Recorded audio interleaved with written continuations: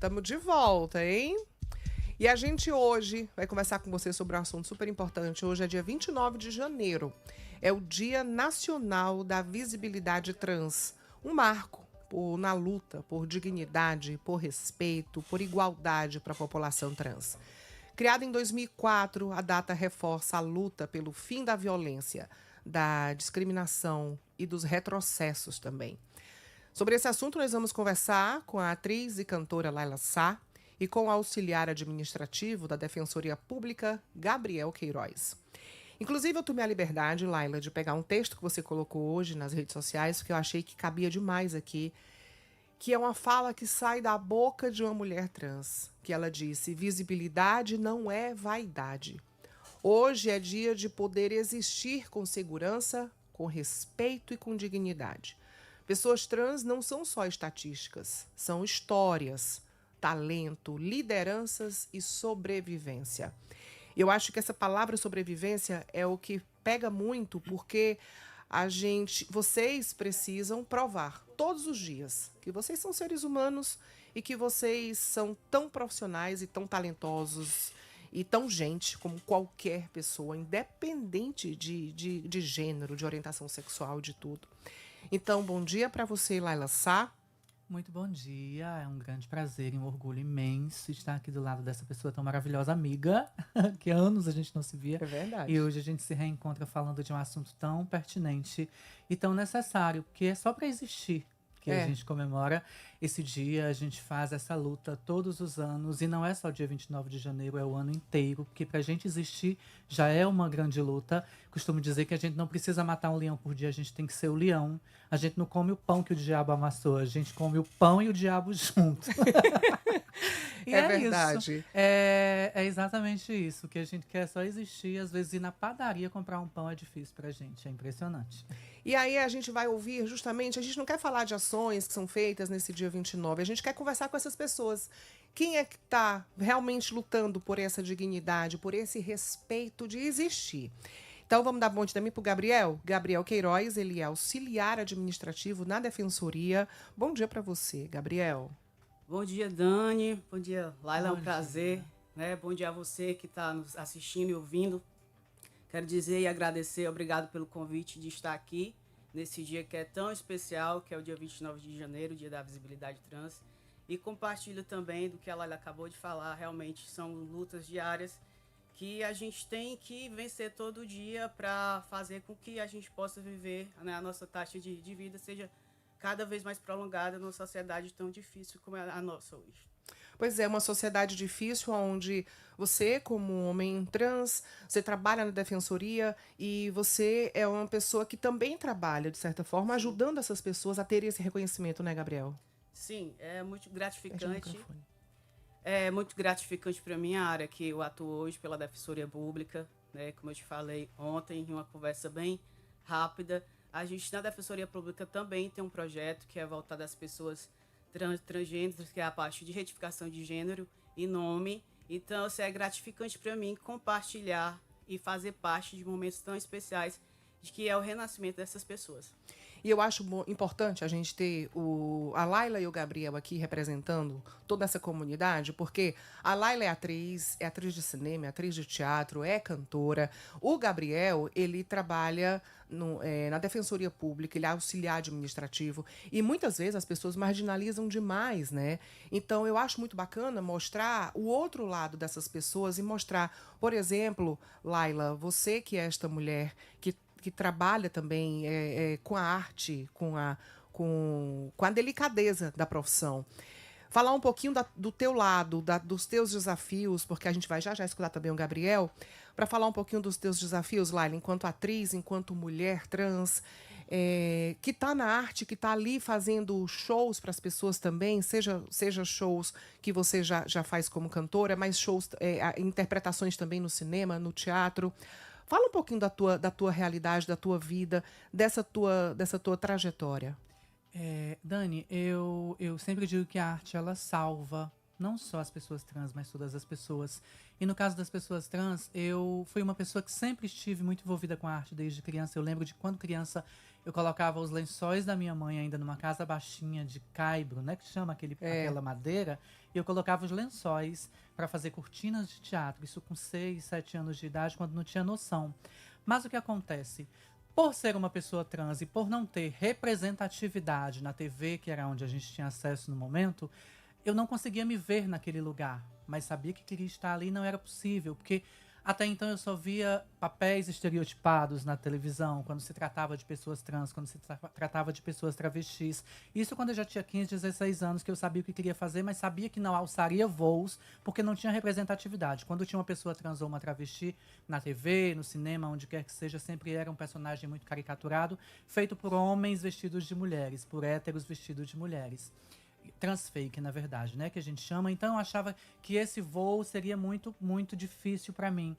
E aí eu me formo pelo Colégio de Direção em 2004 e começo a galgar esse sonho de fato. E mesmo assim, depois de 20, 30 anos, eu ainda não conseguia ver a possibilidade de estar na TV, no cinema. No teatro era um pouco mais fácil, porque no teatro você conseguia um pouco esconder a história da feminilidade, fazer às vezes um papel masculino, que não era bem do gosto, mas é o que eu queria fazer. Enfim, quando hoje eu vejo mulheres trans, mulheres travestis, homens trans fazendo parte da televisão, do cinema, do audiovisual, me encanta muito. Ser essa pessoa que pode ser vista como representatividade me encanta muito, me envaidece muito, não pelo campo da vaidade, da beleza, mas do poder fazer, do poder estar lá, do poder mostrar, dizer assim, olha, se a Laila tá lá, um dia eu também posso estar. Então, eu sou dessa época que a gente não tinha essa possibilidade de se ver na TV, de se ver no cinema, de se ver no teatro. E hoje estar nesse lugar, para mim é surreal, porque eu consigo hoje ver meninas vindo no meu direct, ver meninas trans dizendo, Laila, como que eu faço para fazer um teste? Como que eu faço para estar lá? E eu poder dizer, poder dar o caminho. Então isso, hoje, acho que abriram-se muitas portas. Ainda é muito pequeno, ainda é muito estreito o caminho, mas ele vai chegar lá, porque hoje a gente já teve muita conquista.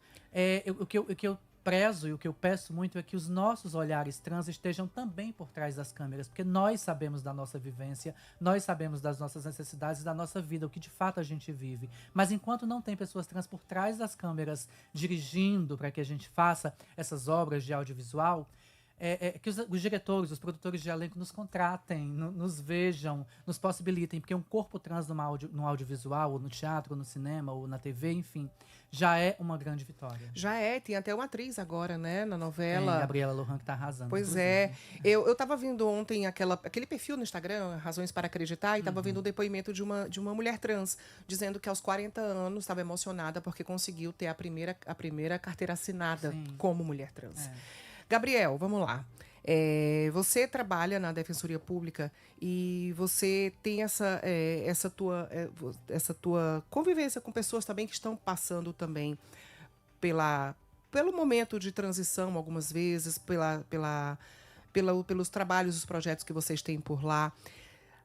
É a importância de ter também essa representatividade dentro da Defensoria, quando as pessoas chegam e conseguem conversar com você e trazer para você uma questão como essa. Sim, é uma conquista muito grande para mim.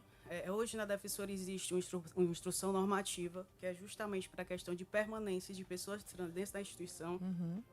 Então, para a gente, né, pessoas trans e travestis, é uma vitória, né? São uma soma de 8 pessoas que trabalham na Defensoria Pública hoje, inclusive uma trabalha na mesma sala que eu. Então, assim, é imenso, assim, o momento que a gente faz para a entrega dessas certidões, que você está ali, acompanha passo a passo, no envio de documentação, naquela euforia das pessoas, e no dia da entrega é surreal, muito gratificante. Porque e essa parte também é você nascer de novo, né? É você se reconhecer e você mostrar para as pessoas essa outra pessoa. Então, eu queria que a gente falasse agora sobre esse processo da transição. Da Laila, de mostrar para as pessoas quem é a Laila Sá, e do Gabriel também. Como é que foi, Laila, esse teu processo de transição? Para tua família, para amigos, Como é que foi esse processo? Foi um processo doloroso? Até hoje é um processo tranquilo para ti? Como é que é isso? Não foi um processo doloroso porque somos nós nascemos assim, né? Sim. A gente se readapta, a gente se adapta, na verdade, ao corpo diferente, que a gente não consegue entender. Eu costumo dizer que quando eu tinha, tipo, 13, 14, 15 anos, eu não sabia o que eu era ainda. Eu sabia que eu era diferente de todo mundo. Mas eu nem era tão feminina que pudesse agradar os meninos e nem tão masculina que pudesse agradar as meninas. Eu falei, meu Deus, eu não vou ter amor nunca, não vou ser amada nunca, eu não vou ser aceita nunca, porque eu sou diferente de tudo. E aí você depois vai tendo o entendimento de que você, de fato, é uma pessoa trans. E aí minha mãe fala pra mim até hoje. Inclusive, eu tenho um curta-metragem com minha mãe. E no curta-metragem eu ouvi ela dizer isso e me emocionei quando eu gravei, que é um curta sobre a vida dela. Que ela disse assim, quando você tinha 2, 3 anos, o seu pai trazia brinquedinhos pra você de menino. Carro, bola e tudo isso. E você não brincava, você deixava ali e ficava novinho. Eu um dia saquei, peguei minhas bonecas, que minha mãe me teve com 16 anos, eu acho, 17. E eu te dei pra tu brincar. A minha mãe disse que meu olho brilhava. E aí ela começou a me dar as bonecas dela pra brincar e guardava os carrinhos e as bolas. Quando meu pai chegava do trabalho, ela escondia todas as bonecas e colocava os carrinhos e as bolas. Então minha mãe sempre foi muito minha parceira. Então essa dificuldade, eu digo muito que eu sou uma mulher trans privilegiada exatamente por isso. Por ter uma família que sempre me acolheu, por ter uma mãe do Carvalho, que sempre me abraçou, que sempre me disse ok, vai lá. Como é importante, né? Como isso. é importante, porque a gente tem, na grande realidade, meninas trans, meninos trans que saem de casa aos 13, 14 anos escorraçados pela família, e a família que é o órgão que tem que nos acolher, que E tem se que a nos família abraçar, não acolhe, o mundo quem não vai acolher. né? Quem vai acolher? E onde é que a gente assiste esse documentário? É um documentário chamado Iraci Futebol Clube. Minha mãe é louca por futebol, já é assim, fora Mas do padrão. no YouTube? Tá no YouTube, já rodou o Brasil inteiro, ganhamos vários prêmios em festivais eu de vou cinema. assistir. Podem procurar Tia Iraci Futebol Clube. Tia tá no Iraci YouTube. Futebol Clube. Ela é incrível. E pra gente encerrar, já que a gente ouviu aqui a Laila falando sobre esse processo de transição, Gabriel, como é que foi pra ti esse processo de transição, pra você mostrar pras pessoas que você é o Gabriel? Pronto, assim, é engraçado como as histórias se repetem, né? Na questão da adolescência, na infância também, eu tinha essa questão de tudo feminino eu afastar, né? Ficava diferente. E a minha mãe também teve esse mesmo olhar, né? Ela disse, quando eu em uma conversa com ela, ela disse, não, eu já sabia, tinha alguma coisa diferente. Então, tem essa confusão da gente quando adolescente. Eu também vivia nessa confusão, até eu descobri em 2021, realmente esse lado da minha transição, da transexualidade, foi onde eu me encontrei. E é um momento feliz hoje, Dia da Visibilidade Trans, a gente compartilhar 2 histórias felizes na questão familiar. Eu também sou abraçado pela minha família, graças a Deus, eu não tive uma transição violenta. Claro que tem os percalços, né, dessa mudança, você ser acostumado com uma pessoa e de repente ter um renascimento de outra externamente totalmente diferente. Então, a gente diz também hoje que compartilhamos de uma história que a gente pede a atenção da família, justamente nessa questão de respeitar, né, e de abraçar essas pessoas que não é uma parte tão difícil. Pois é. A gente precisa do apoio familiar, porque lá fora a gente já tem violência demais, a gente já sofre demais com esses preconceitos. O mundo já é muito cruel para que a família seja também. Eu costumo dizer, Dani, que é impressionante, porque como eu falei, eu ficava pensando assim, por que hoje eu me vejo pensando nisso? Por que aos 13, 14 anos, quando eu nem tinha esse entendimento todo, eu já ficava preocupada se ia ser amada? Por menina ou não sabe, mas então é exatamente sobre isso, é sobre o amor. A gente quer ser amada, a gente quer ter acolhimento, como qualquer outro ser humano, e a gente não encontra na grande maioria das vezes. É por isso que a gente quis ouvir vocês duas hoje, essas 2 pessoas, para falar com a Laila e com o Gabriel, para ouvir essas pessoas. Gabriel, muito obrigada. Laila, muito obrigada. Essa conversa renderia horas, mas infelizmente a gente precisa encerrar. Mas muito obrigada, viu, por terem vindo para conversar com a gente nesse dia tão importante. Muito obrigada.